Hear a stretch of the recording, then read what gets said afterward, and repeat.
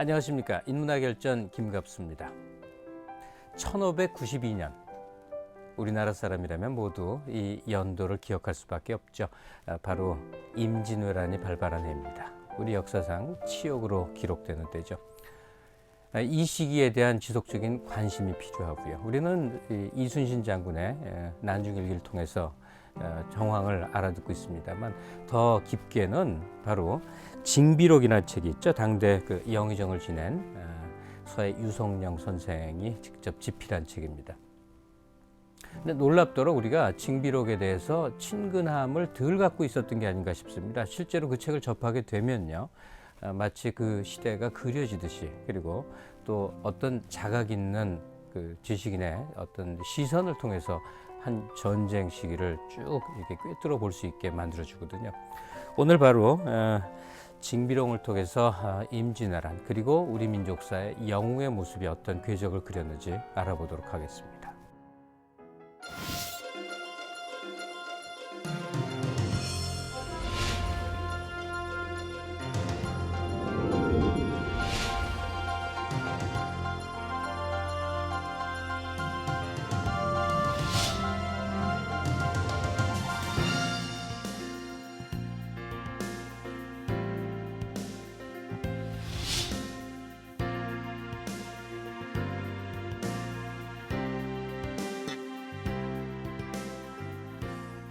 네, 오늘 안내 말씀 국립청주박물관 학예연구사 박준호 박사 모시겠습니다. 선생님 안녕하세요.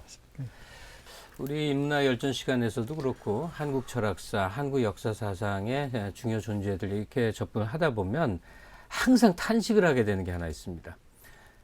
제 청소년 시기에 헤르만 헤세 같은 사람이 제일 중요한 사람이었어요. 그리고 그런 거를 읽어야만 된다고 생각을 했어요. 근데 오늘 기회를 통해서 저도 이제 사전 준비를 하다 보면 징비록 다는 아닙니다만 이렇게 좀 읽게 됐어요. 그러면 그야말로 역사적인 뭐 비극이나 이런 걸 다 떠나서 재미있는 이야기로도 읽을 수가 있었거든요.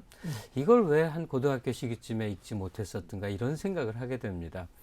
그러니까 일단 역사적 맥락의 이해, 이것은 뭐 좀 더 지적인 성숙이 필요한지 모르겠습니다만 우리 지나간 일들을 이렇게 친근하게 편하게 많이 접할 수 있는 그런 통로는 참 필요할 것 같은데 박 선생님이 바로 그런 역할을 해주시고 계신 거네요. 역할이라기보다는 그냥 뭐 개인적인 관심도 많고요. 그 중앙박물관에서 특별전을 하면서 그 설문을 한번 조사해 본 적이 있어요. 그래서 예. 우리 국민들이 만약에 중앙박물관에서 특별전을 하게 되면 어떤 분을 했으면 좋겠느냐라고 했을 때, 그때 뭐 드라마 뭐 대조영이 한참 유행이었을 때 대조영 장군을 2007년이었군요. 했으면 좋겠다 이런 사람도 있었고, 뭐 세종대왕, 뭐 이황, 이이, 근데 어느 누구도 10분 이상 공통적으로 나온 분이 없습니다. 그래서 이걸 보면서 우리나라 역사 속에서 많은 인물들이 있는데 그 인물들에 대한 어떤 뭐 영웅이라면 영웅, 또 사표라면 사표, 그런 분들을 많이 우리가 발굴하지 못하고 있는 것 같습니다. 글쎄 저만 해도 당장 말씀 들으면서 우리 역사 속에 내가 좀 자세히 알고 싶은 흥미로운 인물 10명을 꼽아봐라. 10손가락을 쉽게 꼽히기는 어렵겠는데 뭐 세종대왕, 이순신장 뭐 아주 너무 친숙한 분야 있지만 거기서 한 발 더 들어간다면 정말 그럴 수가 있겠습니다. 이게 어디서부터 잘못됐는지 모르겠는데 우리가 모두 안고 있는 문제이긴 하죠.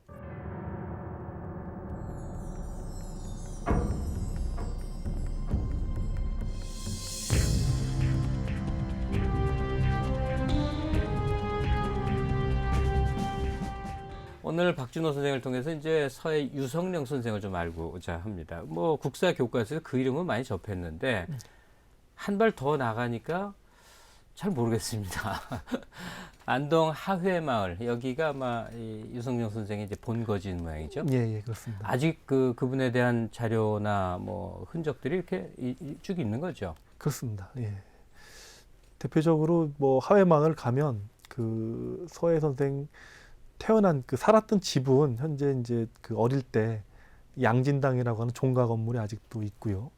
그 다음에 그분이 젊은 시절 관직 생활을 하다가 이제 하회마을에 돌아와서 잠시 이렇게 공부하던 아주 그 검소한 선비들의 공부방이 있어요. 이게 이제 원지정사라고 해서 조그만 방이 하나 있고, 그 다음에 무엇보다도 그 낙동강 강 건너에 옥연정서라고 하는 그 서해 선생이 말년에 징비록을 집필했던 그런 곳이 있습니다. 그 네. 건물이 잘 남아 있습니다.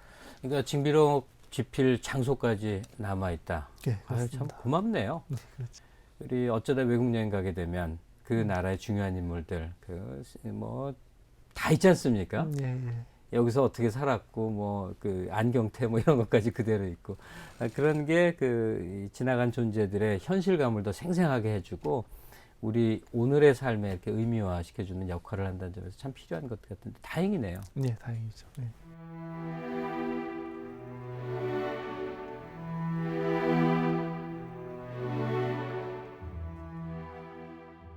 조선 중기의 문신인 서해 유성룡. 유성룡은 우리나라 최대의 국난이었던 임진왜란 때의 상황을 자세하게 기록했다. 바로 그 책이 징비록. 미리 징계하여 후한을 경계한다는 뜻을 품고 있다. 임진왜란이라는 가장 처참했던 전란의 상처를 반성하고 앞으로 다시는 이와 같은 전란을 겪지 않도록 경계하고 대비하기 위함이다. 임진왜란 당시 유성룡은 영의정과 도채찰사 등 요직에 있었는데 누구보다도 당시 전란에 대한 많은 정보를 갖고 있었다.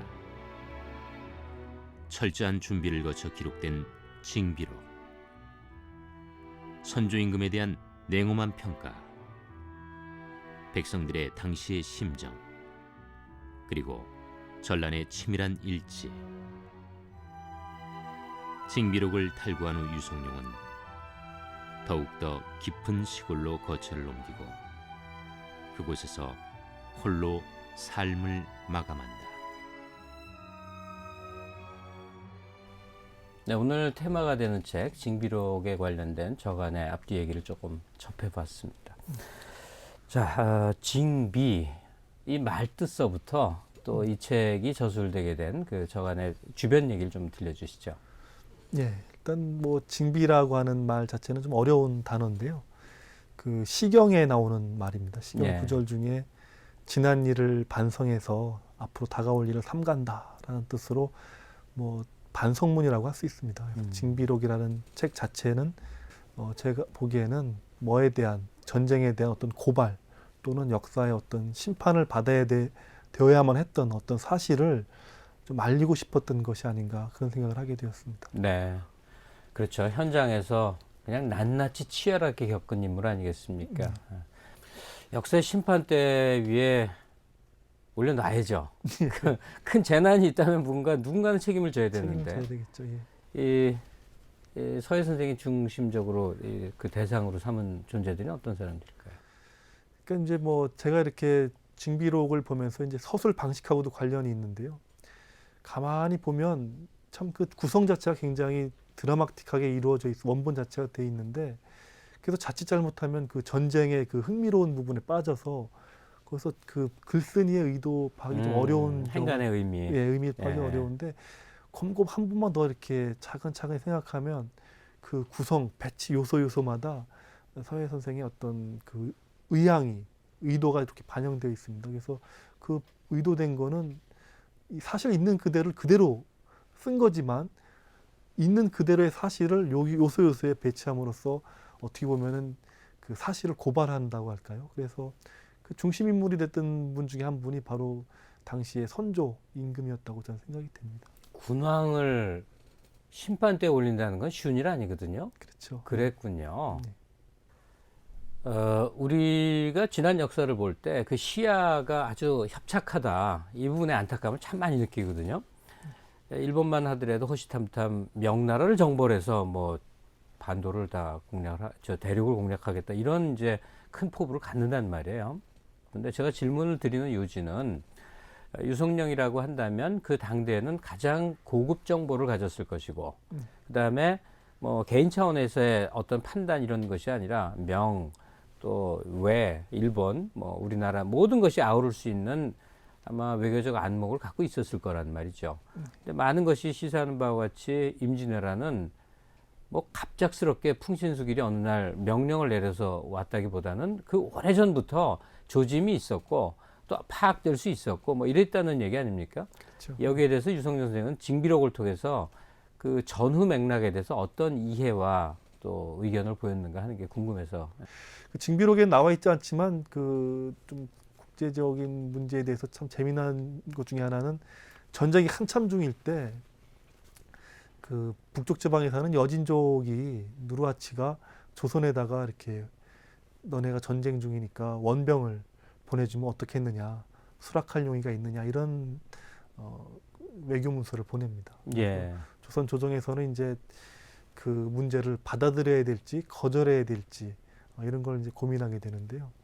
근데 이제 서해 선생 같은 경우는 이제 그 소식을 들었을 때 당연히 거절을 하고 그 다음에 바로 이제 북방에 이제 그 전란을 대비해야 된다는 입장으로 해서 북쪽 지방으로 병력을 증강 배치하라는 예. 그런 뭐 명령을 내리기도 하고 그런 기록이 남아 있습니다. 근데 임진왜란 그 시기 전체는요, 이렇게 이순신 장군이라든지 유성룡 선생이라든지 이렇게 개인이 기록하는 것도 있겠지만 적어도 이 공식 라인에서라고 한다면 가령 왕조실록을 들여다볼 수 있지 않겠습니까? 그렇죠. 예. 왕조실록, 조선왕조실록에서는 가령 유성룡 선생에 대해서 또는 징비록이란 책에 대해서 어떤 의견을 보이는 바가 있습니까?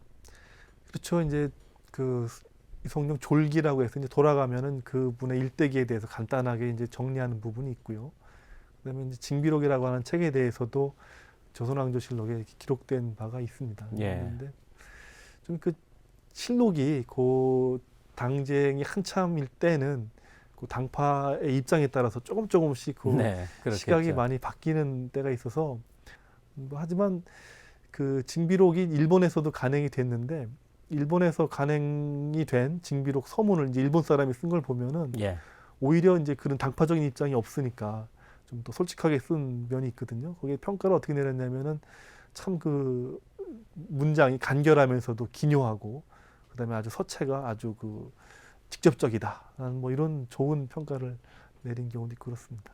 그러니까 어떻게 보면 부끄러운 얘기인데요. 징비록이 이제 종가에 보면 초본 상태로 남아 있는 징비록이 이제 조선에서보다는 이제 일본에서 이렇게 먼저 가는. 아니, 초본이라는 거는 저자, 이게 유성룡 선생이 직접 쓰기로 쓴 게 그냥 그 상태로 있었다는 얘기인가요? 그렇죠. 예. 아, 목판인쇄라든지 그 이것도 후대에 나왔습니다. 후대. 아주 예. 한참 지나서 말이죠. 예, 예. 그 이전에 벌써 이제 일본에서는 어떻게 보면 반성의 기록을 먼저 남긴 거죠. 그러네요. 저희보다. 자칫했으면 유실될 수도 있었네요. 그렇다면 이 세상에 얼마나 많은 좋은 전적들이 벽에 벽 바르는 걸로 사라졌다는 얘기들을 합니까? 아, 그렇군요. 전쟁 기록 중에 아무래도 우리가 익숙하게 하는 게 이순신 장군의 활약인데 그 배경에 유성룡이 없었다면 이순신 장군도 없었을지 모르는 거 아닙니까? 그냥 발탁해갖고 그야말로 우기다시피 해서 계속 이제 높은 자리를 준 건데 이순신 장군에 대한 언급은 어떤 식으로 쓰여져 있습니까?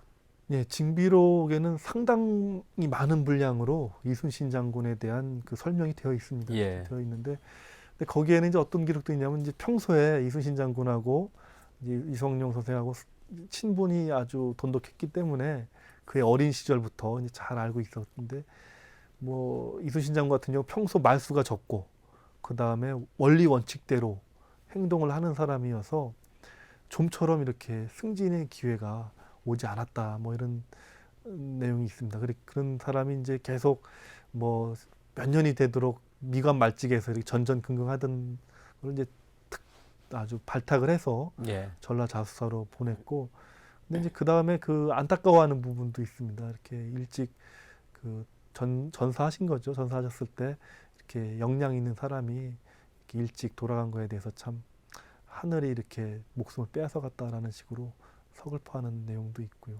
그렇습니다. 네. 지금 우리가 추정해보는 이순신 장군 모습에는 유성룡 선생이 이렇게 남겨준 기록이 상당히 의존되는 바가 있겠군요. 예. 아까 말씀도 있었지만 선조의 행적에 대해서도 사실은 궁금하거든요. 네. 근데 알려지기로 선조가 이제 나라에 전쟁이 벌어졌고 자기는 군왕인데 명나라로 피신하고 싶다 뭐 이런 네. 태도를 취했다는 얘기가 있죠. 그렇습니다. 예. 그 징비록에는 그 계속 그 뭐 본인이 이제 얘기를 할 수 없으니까요. 도망치지 말라고 얘기할 수 없으니까, 피난 가지 말라고 얘기할 수 없으니까 일본 장수였던 그 고니시의 입을 빌어서 막 비아냥거리는 조소조로 그렇게 자꾸 도망만 치다가 일본군에 잡히면 어떻게 하겠느냐 뭐 이런 좀 얘기도 나오고 그렇게 예. 계속 얘기를 하고 있습니다.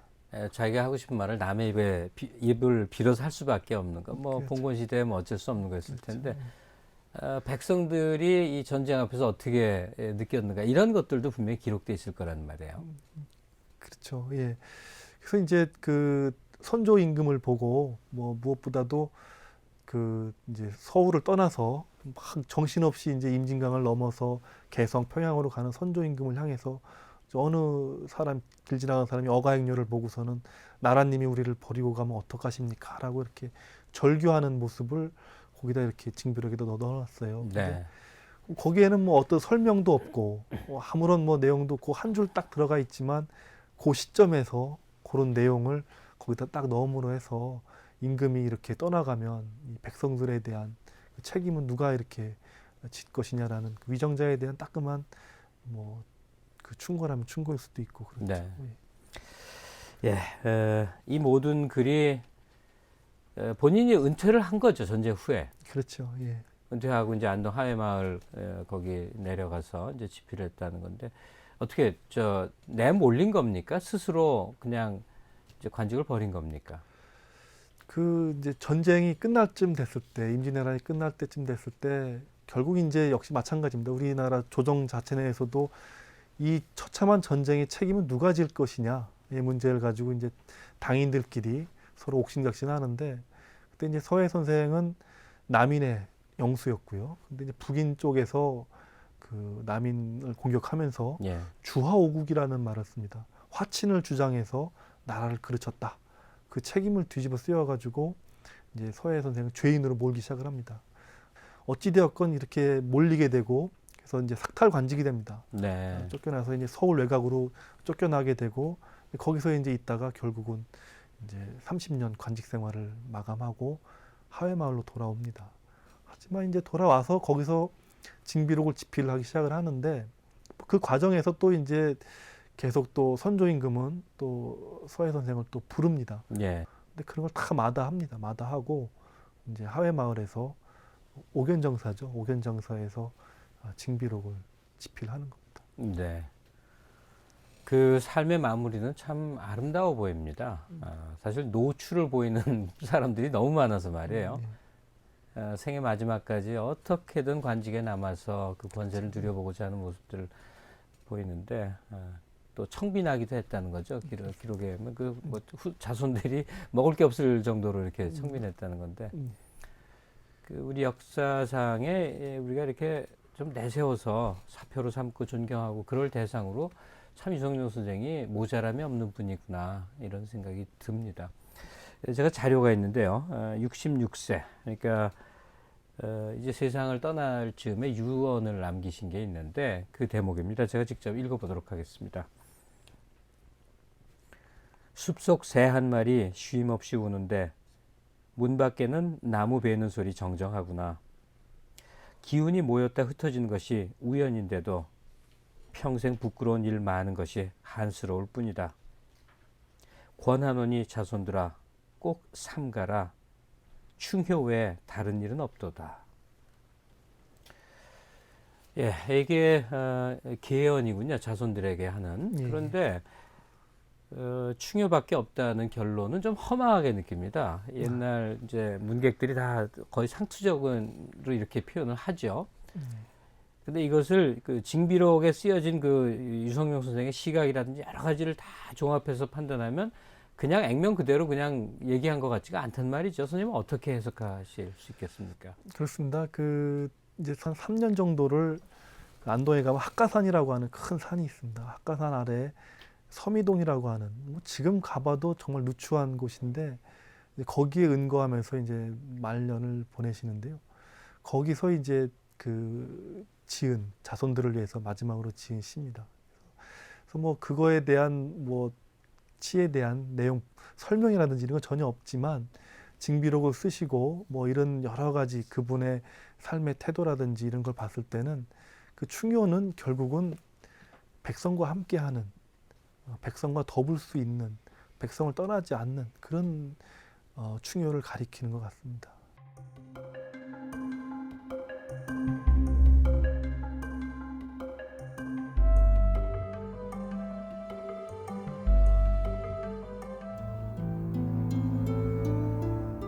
다음 날 제독은 명군을 동파로 퇴각시키고자 하였다.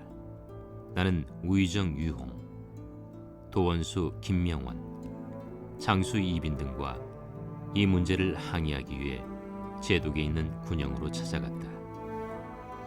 제독이 군영 막사 앞으로 나와서 우리를 맞이하였는데 그 옆으로 여러 장수들이 서 있었다. 나는 있는 힘을 다해 반대하면서 이기고 지는 것은 병가의 상사라였습니다. 일본군의 동태를 살펴서 다시 진격해야 할 때에 왜 경솔하게 병력을 움직이려 하십니까?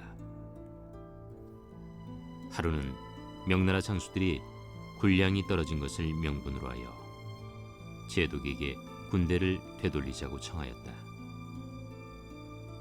나는 분하고 서러운 마음을 참으며 계속 사죄하였는데 나라 일이 여기까지 이른 것을 생각하니 나도 모르게 눈물이 흘러내렸다.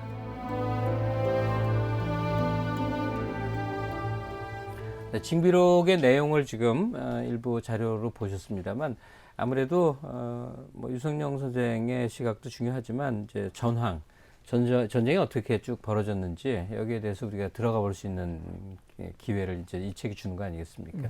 주요 전투 장면들을 좀 찾아보겠습니다. 우선은 충주 탄금대 전투, 이렇게 잘 알려진 전투가 있는데 그 책에 담긴 내용대로 하자면요. 예, 사실 첫 전투, 가장 대규모의 첫 전투는 동래성에서 있었습니다. 예.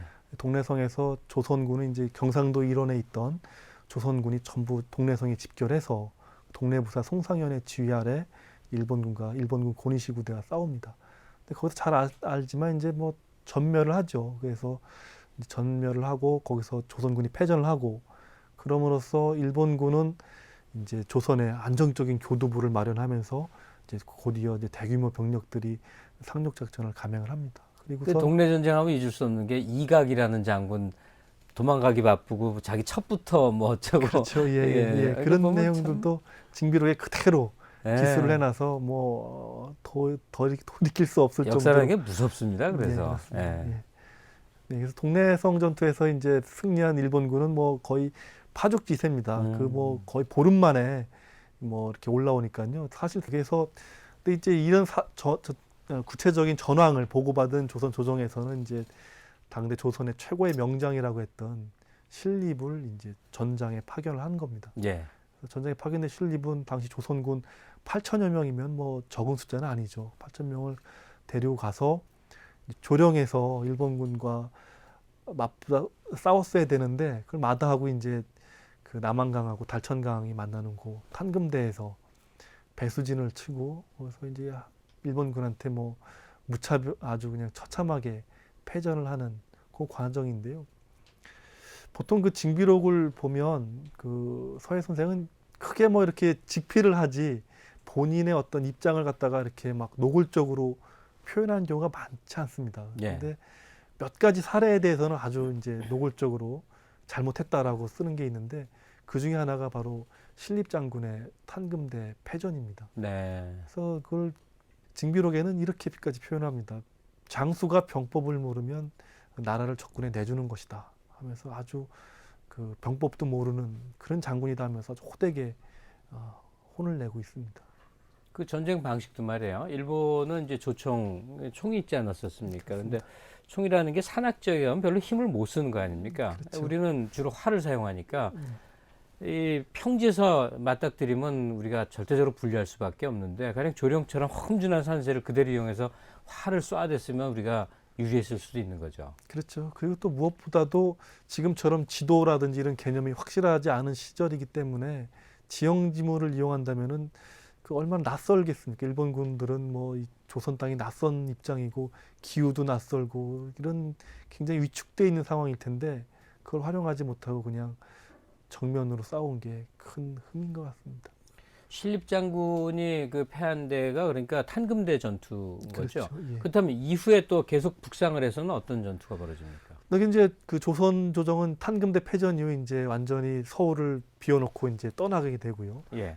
다시 이제 임진강을 또 사이에 끼고 음. 방어선을 구축을 합니다. 그러니까 그건 좀 나중이군요. 그렇죠. 예, 예. 그래서 임진강에서는 이제 좀 뭔가 좀 기세 등등했던 것 같습니다. 일본군도 쉽게 이제 강을 건너야 하니까 도하 작전하지 못하고 좀 이렇게 머뭇머뭇하는데 또 조선군은 또 거기에 또 기분이 고조돼서 일본군이 거짓으로 이렇게 이제 후퇴하는 척하니까 물러나는 줄 알고 예. 성급하게 강을 건너서 전투를 벌였다가 뭐 또 여지없이 그냥 일본군 가토하고 고니시 부대에 또 몰리는 또 결국 임진강 방어선도 무너지고 결국 그래서 이제 평양까지 밀리게 됩니다. 그런데 그다음 조선으로서 평양이라고 하는 의미는 뭐냐면 이제 이 땅에서 지킬 수 있는 거의 마지막 방어선이라고 봐도 예. 과언이 아닙니다. 그렇죠. 견고한 성과 그 물을 강을 사이에 끼고 이제 버틸 수 있는. 그래서 조선 조정에서도 평양성에는 그 많은 병력과 군량을 비축하고서는 평양에서 일대 항전을 벌이려고 합니다. 그래서 이제 거기서 이제 뭐 선조 임금이 백성들한테 여기서는 딴 데로 도망가지 말고 평양성에서는 끝까지 예. 싸워서 여기를 지켜야 된다라고 막 효유를 하고 위문하고 이런 말을 남깁니다. 물론 이제 또 조선왕조실록 같은 데를 보면 신하들끼리 모여서는 또 내가 어디로 가면 좋겠느냐, 뭐 명나라로 가느냐, 뭐 어디로 갔으면 좋겠는지 얘기해 보아라, 뭐 이런 또 내용도 있고 그렇습니다. 네. 아주 실감나게 전황을 쭉 그려주셨습니다. 일본군이 이제 침탈에 들어와서 동래성에서 한번 이제 승세를 하고 쭉 결국은 지금까지 우리가 이제 쭉 얘기를 진행해 왔을 때는 우리 조선과 일본 침략군의 싸움처럼 돼 있지만 여기서 빼놓을 수 없는 게 바로 그 당시 국제 관계를 보면 명이라는 이제 대국이죠. 어떤 태도를 취했고 또 이 명나라의 대응에 대해서 유성룡 선생이 어떤 시각으로 징비록에 기술을 했는지요. 네.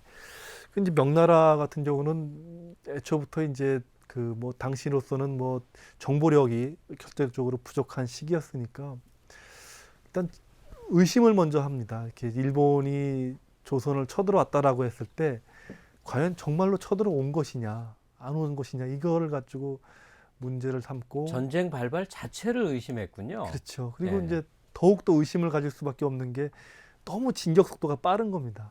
이게 뭐 전쟁을 하면 경상도에서 뭐 한 달이나 두 달을 좀 끌어야 되는데 네. 뭐 보름도 안 돼가지고 뭐 서울까지 쫙 올라가니까 이런 부분에 대해서 이제 명나라에서는 이거는 전쟁이 아니라 일본군을 이제 같이 일본하고 조선하고 연합해서 이제 명나라를 침략하러 오는 것이다라고 이게 과연 전쟁이 맞느냐 뭐 확인을 해봐야 된다라고 생각합니다. 명에서는 전혀 정반대로 오해를 한 거군요. 오해죠. 그래서 우리가 일본과 화친 맺고 명을 친다 이런 식으로 그렇죠. 말이에요. 예. 예. 그래서 이제 그걸 먼저 명나라에서는 그 전황을 확인하기 위해서 사신을 먼저 보냅니다. 그러면 이제 우리는 그 사신을 접대하면서 이게 정말 싸움이다. 이게 뭐 우리가 같이 연합해서 가는 게 아니다라는 걸 이제 입증해줘야 되는데 그런 일을 이제 유성룡 선생이 이제 담당해서 평양에서 이제 그 명나라 사신을 이제 데리고서는 전황을 설명해주고 빨리 지원 부대를 요청을 하게 됩니다. 어찌되었건 이 전쟁이 뭐 조선이 있건 없건 간에 자국 내까지 이 전장선이 확정만 안 되면 되는 그런 입장이었습니다. 그래서 그 마지노선으로 생각했던 게 평양이었던 것 같습니다. 네. 그래서 평양까지만 딱 지켜놓고 그래서 전쟁터를 조선에 한정시켜라 라고 하고 뭐 심지어는 조선을 일본하고 나눠 분할해서 갖는 뭐 그런 시나리오도 구상하고 뭐 여러 이건 뭐 가지 분단 비극이 그렇죠. 뭐 몇백 년 전에 있을 법도 했었는 그렇습니다. 일이군요. 예. 예. 그런 일도 있었고 했습니다. 그래서 하지만 이제 명나라 같은 경우도 뭐 어찌되었건 그래서 병력을 파견을 합니다. 그래서 이제 한 5천 명 정도의 병력을 처음에 파견하는데 그때 명나라 장군이 너무 이제 그 뭐 조선이라고 하는 나라를 뭐 업신여기고 당연히 그다음에 일본 정도도 뭐 외구 정도 뭐 해적지라는 부대가 무슨 뭐 제대로 된 병력이었겠느냐 하고서는 자만에 빠집니다. 그렇군요. 그래서 5천 명의 병력을 가지고 뭐 한 달음에 달려서 이제 평양을 공격을 해버리는데 뭐 거기서 뭐 아주 일본군한테 큰 패배를 당하고 맙니다. 네. 그래서 뭐 아주 이제 요 전투 명나라 부대의 첫 패배는 나름대로 이제 그 큰 충격을 가합니다. 이제 뭐냐면 명나라로서는 이 전쟁은 별거 아니고 그냥 조선에서 뭐 대충 싸우게 하다가 끝내면 그만이다라고 생각을 했는데 막상 맞닥뜨린 일본군은 정예부대였고 예. 이 예사롭게 보아넘겨서는 안 된다라는 걸 알게 됐고 그다음에 일본군으로서도 설마 명나라가 가담하리야라고 생각을 했는데 명나라 부대가 실제 왔거든요. 그래서 그 명나라 부대가 접전을 치르면서 이제 전쟁이 커졌다. 이런 이제 그런 또 뜨끔한 생각을 하게 되고 이런 뭐 그런 상황이 되었습니다. 예.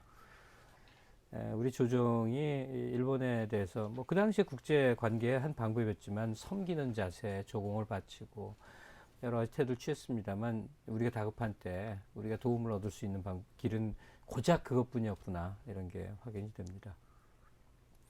또 하나 제가 다시 이제 초등학교나 한 중학교 시절로 거슬러 가면요. 임진왜란 하면 딱 등장하는 게 아주 멋있는 의병장들 또 승병들, 사명대사 뭐 이런 사람들이 막 떠올랐습니다. 그래서 굉장히 잘한 일이라고 생각했어요. 우리 백성은 이렇게 근데 나중에 세월 지나 생각하니 이게 정규군이 했어야지 그렇죠. 왜 백성들이 총칼을 목숨 들고 나왔어야 되느냐 하고 이건 완전히 우리가 잘못 알았다는 생각도 했었었는데요. 징비록에도 의병이나 승병에 대한 기록이 있겠죠. 있습니다. 있는데 그 무엇보다도 이제 의병이 전쟁 초기에는 큰 역할을 하고 뭐 전쟁에 아주 혁혁한 전공을 세운 건 맞습니다만 이제 이게 전쟁이 장기화되면서 이제 뭐 예컨대 의병 간에도 이제 폐해가 나타나는 겁니다. 예를 들어 일본군이 출몰하지 않는 지역에서 몇 명 사람들 모아놓고서는 의병이랍시고 이제 이렇게 말하고서는 전투 한번 치르지 않고 결국 이제 그 의병을 일으켰다는 그 자체 하나만으로 나중에 이제 나라로부터 뭐 관직이라든지 예. 이런 혜택을 받기 위해서 이제 그런 어영 뭐 의병을 일으키기도 하고 가짜는 언제 어느 때나 있어요. 그렇습니다. 예. 이제 승군 같은 경우는 징비록에는 뭐 묘사되기는 아주 감동적으로 묘사를 합니다. 그 저기 서산대사가 이제 법당에 계시는데 거기에 이제 서해 선생이 공문을 보내서 모든 스님들도 전쟁에 참전을 했으면 좋겠다 하니 이제 스님이 그걸 공문을 보고서는 전쟁에 참여한다는 게 참 그런 모순되는 그런 게 있는 것 같습니다. 그래서 눈물을 주르르 흘리면서 과연 이제 이게 참전을 해야 되는지 말아야 되는지 고민하다 결국은 참전을 하게 됩니다. 그래서 혁혁한 공을 많이 세우죠. 승군들도요. 박수님하고 방금 대화 속에서도 의병을 그렇게 내세웠던 게 과연 나라가 존재했는데 정당한 일인가 이런 생각 속에 질문 드려봤고 또 저도 만족할 만한 답변을 얻었습니다. 결국은 그런 전란을 겪었을 때 온갖 일을 온몸으로 겪어야 됐던 건 당대 백성들입니다. 거기에 대한 기록들이 어떻게 남아있는지가 참 이제 그 당시의 시대 정서를 표현한다고 보이는데 징비록을 통해서 유성룡 선생은 그 백성들이 겪었던 고초에 대한 기록을 어떻게 남기고 있습니까?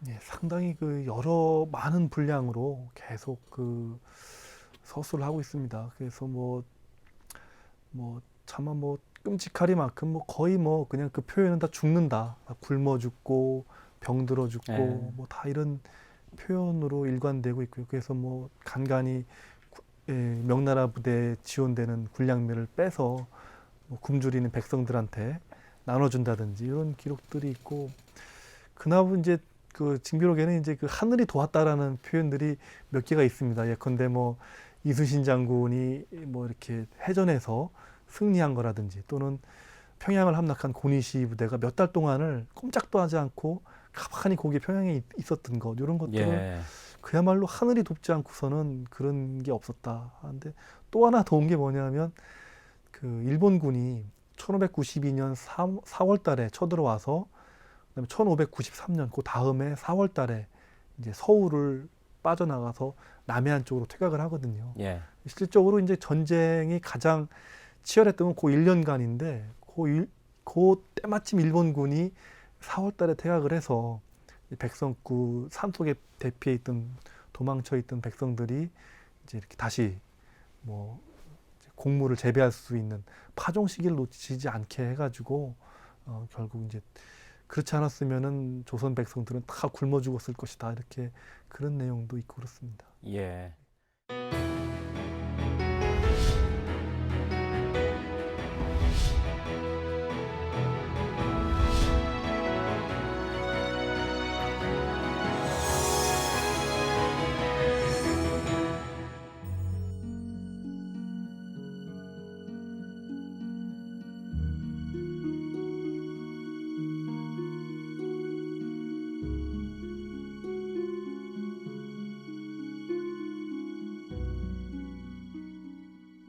여전히 충효가 중요합니까?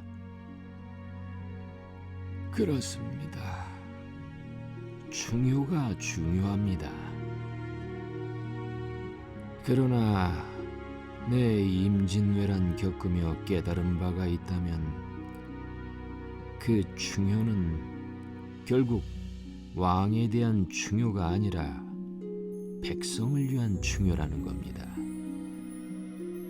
백성을 버리고 떠나는 임의 뒷모습을 바라보는 일은 참으로 처참합니다. 당시 만약에 일본군이 몇 달만 더 늦게 퇴각했다면 우리 백성들은 어떻게 되었을까요? 아마도 거의 다 굶어 죽었을 겁니다.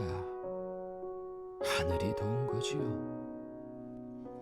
그래도 녹을 받아먹은 관리로서 나라를 이렇게 그르친 저의 죄는 죽어도 용서받을 수 없을 겁니다. 구차하게 삶을 이어가며 난 그저 기록하는 일만이 나의 남은 일이라고 여겼습니다. 징비록은 기록인 동시에 나의 참회록입니다.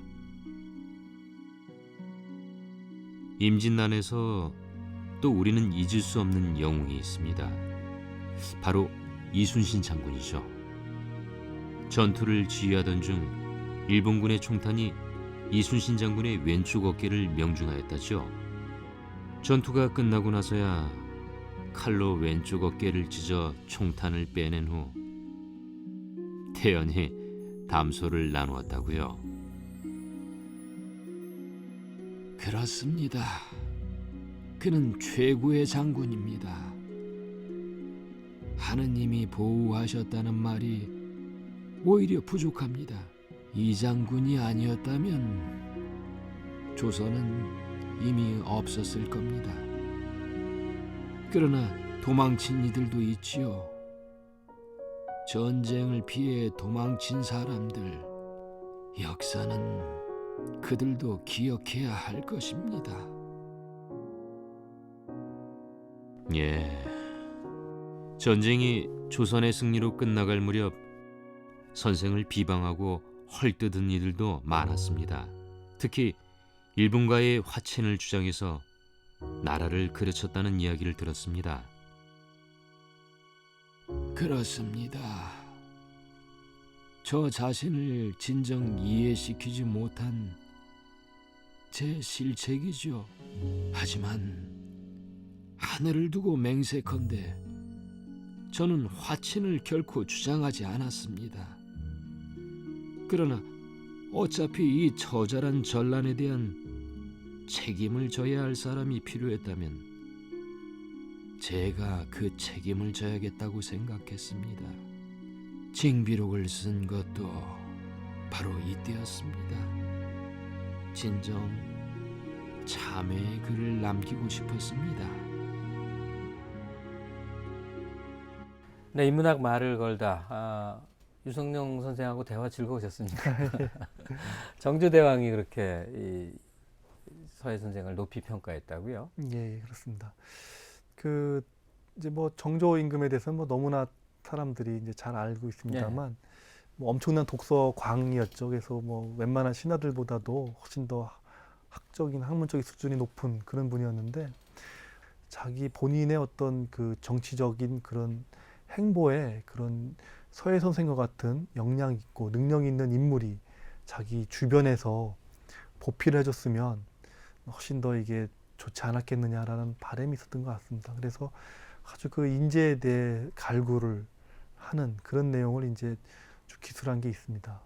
근데 이제 그 징비록이나 이런 거를 봤을 때 그런 서해 선생은 그런 능력 있고 역량이 있는 분이긴 하지만 그 정조 임금이 하나 놓친 게 있는 것 같습니다. 예. 결국 그분이 못 읽은 것은 서해 선생이 얘기하고 싶었던 것은 그런 능력 있고 역량 있는 것보다는 바로 이게 백성과 더불 수 있고 백성과 함께하고 백성의 느낌을 이해할 수 있는 그런 군왕을 요구했고 그런 군왕을 바랬고 그런 군왕을 만들기 위해서 징비록을 아마 이렇게 기술했을 텐데 그 내용을 읽어내지 못한 것 같다는. 이른바 여민동락의 이상이 그러니까 유성룡 선생의 뜻이었다고 할 수 있겠군요. 그렇죠.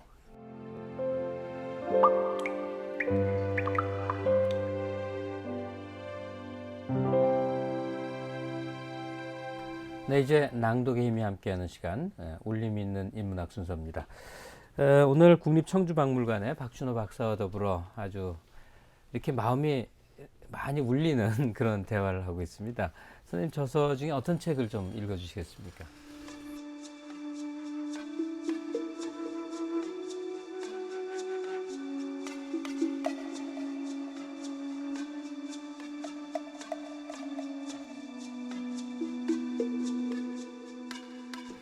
징비록은 무슨 책인가? 전쟁이 일어났을 때 일을 쓴 책이다. 그 중에 전쟁 전의 일도 가끔 쓴 것은 전쟁의 발단을 밝히기 위한 것이다. 임진년의 전쟁은 참혹하였다. 수십 일 사이에 서울, 개성, 평양을 지키지 못하였고 온 나라가 와해되어 임금께서는 서울을 떠나 피난길에 오르셨으니 그럼에도 오늘이 있게 된 것은 하늘이 도운 까닭이며 선대의 여러 임금들이 어질고 후한 은덕이 백성들 속에 굳게 맺어져서 백성들이 나라를 사랑하는 마음이 그치지 않았기 때문이며 임금께서 지극한 정성으로 명나라를 감동시켜 구원병이 여러 차례 도착하였기 때문이다. 이러한 일들이 없었다면 위태로웠을 것이다. 시경에 내 지난 잘못을 반성하여 후한이 없도록 삼간다라고 하였으니 이것이 내가 징비록을 저술한 까닭이다. 네, 읽어주신 대로 내가 왜 이 책을 썼는지 입장을 명확히 밝히고 있습니다. 오늘 시간 함께 해주신 시청자분들도 서해 유성룡이란 존재를 아마 새삼스럽게 이렇게 인식을 하게 됐을 것 같아요. 국내 많은 연구자들이 이 연구를 해왔을 것이라고 생각이 듭니다만 적어도 일반적으로 이렇게 확산시키기 위해서 큐레이터 작업을 해서 선양시키기도 하고 이렇게 저서를 쓰시고 그랬으니까 쭉 정리를 한번 해주시면 좋겠습니다. 유성룡이라는 그 난세 영웅이 우리에게 어떤 의미이고 또 그의 삶이 어땠는지에 대한 마무리 말씀 부탁드립니다. 그 내용을 보면 이제 뭐 그냥 그 표현이 아주 이렇게 평이한 듯 하지만 아주 그 내용이 뜻이 있기 때문에 쉽게 접근하기가 어렵습니다. 그래서 여러 번 곱씹어 보고 왜 이런 표현을 썼을까 생각해 봤을 때 결국 핵심은 바로 이 위정자, 특히 임금에 대한 그 평가가 아닌가 싶습니다. 그래서 그건 바로 백성을 버리고 떠나는 전쟁이 났을 때 백성과 더불어 함께하지 못하는 그런 위정자에 대한 것을 고발하고 이제 앞으로 다시 또 전쟁이 일어나거나 이랬을 때도 그 백성을 버리고 떠나지 말고 백성과 함께 끝까지 항전하고 또 백성을 보다듬을 수 있는 그런 사람을 그런 이제 임금을 바라는 그런 내용을 여기서 담고 있는 것 같습니다. 네. 오늘 여러 가지 기회를 주셨습니다. 우리 역사에 대해서도 또 유성룡이란 존재에 대해서도 말이죠. 말씀 감사드립니다.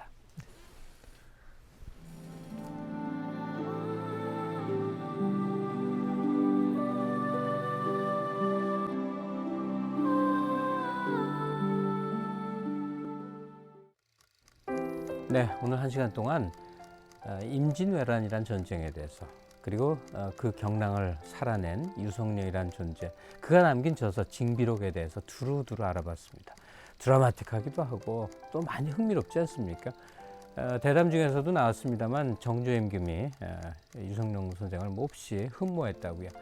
그래서 어제문에다 이렇게 밝혔습니다.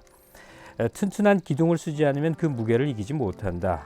무거운 무게로는 국가만한 것이 없고 튼튼한 기둥으로는 재능만한 것이 없다. 바로 이 재능만한 것을 일컫는 게 바로 유성룡 선생이 아닐까 싶습니다.